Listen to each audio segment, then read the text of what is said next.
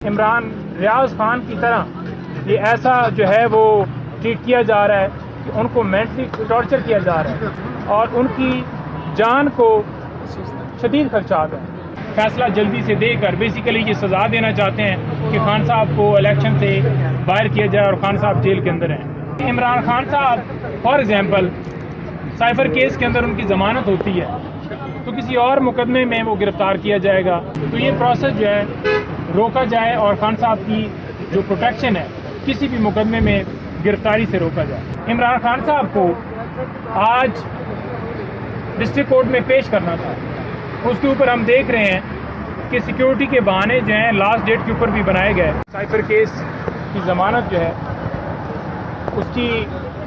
درخواست آج اسلام آباد ہائی کورٹ میں لگی ہوئی تھی، اور آپ یہ دیکھ لیں کہ 15 اگست سے خان صاحب کو اس کیس میں گرفتار کیا گیا ہے، اور پہلے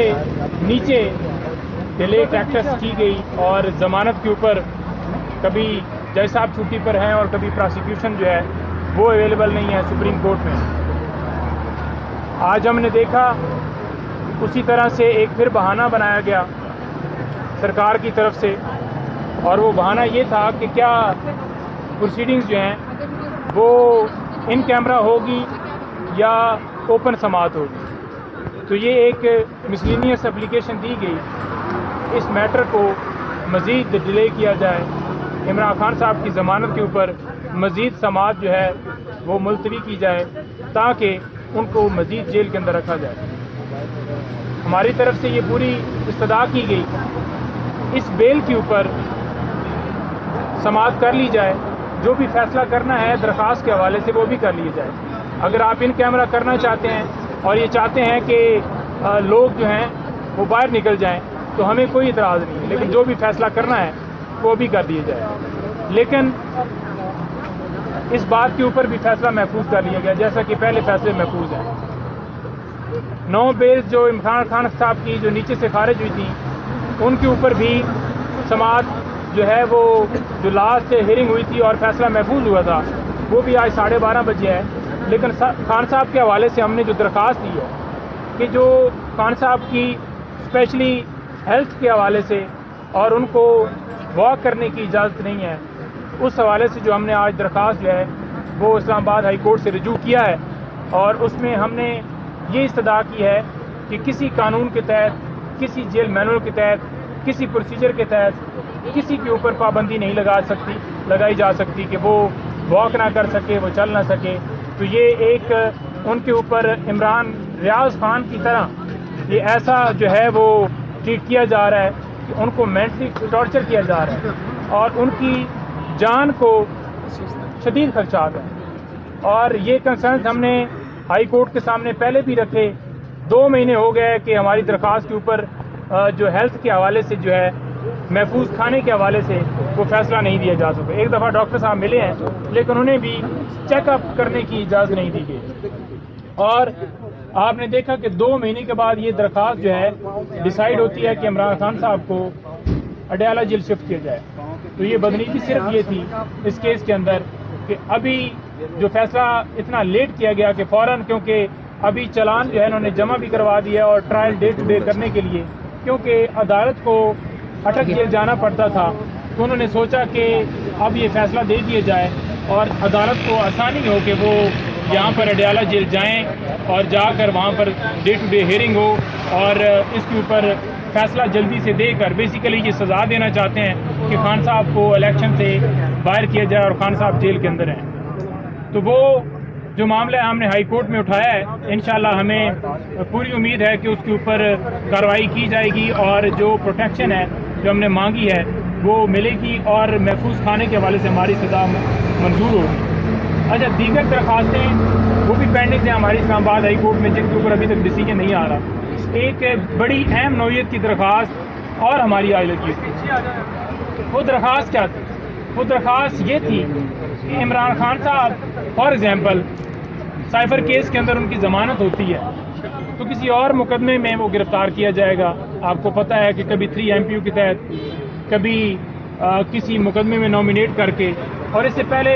PTI کے لیڈران کو اسی طرح سے اٹھایا گیا، ورکرز کو اٹھایا گیا۔ تو یہ پروسیس جو ہے روکا جائے اور خان صاحب کی جو پروٹیکشن ہے کسی بھی مقدمے میں گرفتاری سے روکا جائے۔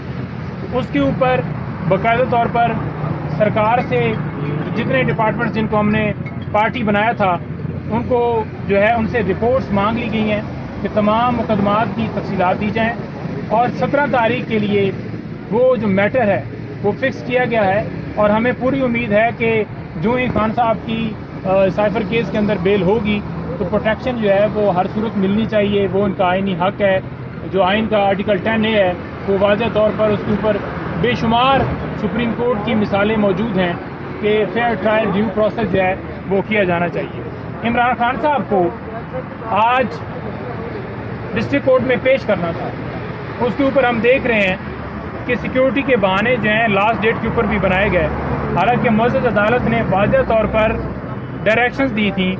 کہ SSP صاحب جو ہیں وہ سیکیورٹی کے انتظامات جو ہیں یقینی بنائیں، لیکن ہم نے یہ بھی دیکھا کہ لاسٹ ٹائم بھی یہ بہانہ بنایا گیا، اور آج بھی ہم نے کل سے کوئی ایسی موومنٹ نہیں دیکھی کہ یہ خان صاحب کو پیش کرنے کے حوالے سے کچھ اچھی نیت رکھتے ہیں۔ ڈر صرف عمران خان صاحب کی تصویر سے ہے، ڈر صرف ان کی ویڈیو سے ہے کہ وہ سامنے آئے گی۔ کیوں نہیں پیش کیا جا رہا؟ کیوں اس وقت زمان پارک میں آپریشن کیا گیا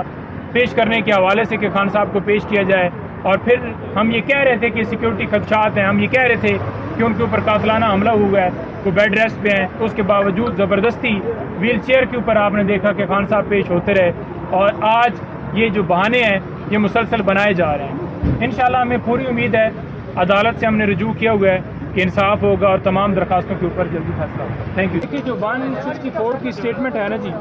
اس کا پروسیس یہ ہے کہ وہ جو ہے ایک تو بالکل اس بندے کے اوپر دباؤ نہیں ہونا چاہیے، یعنی کہ اگر وہ بندہ بیان دے رہا ہے، ایک تو وہ کوئی ایکیوزڈ ہے اس مقدمے میں، تو وہ بالکل وداؤٹ پریشر ہونا چاہیے۔ دوسری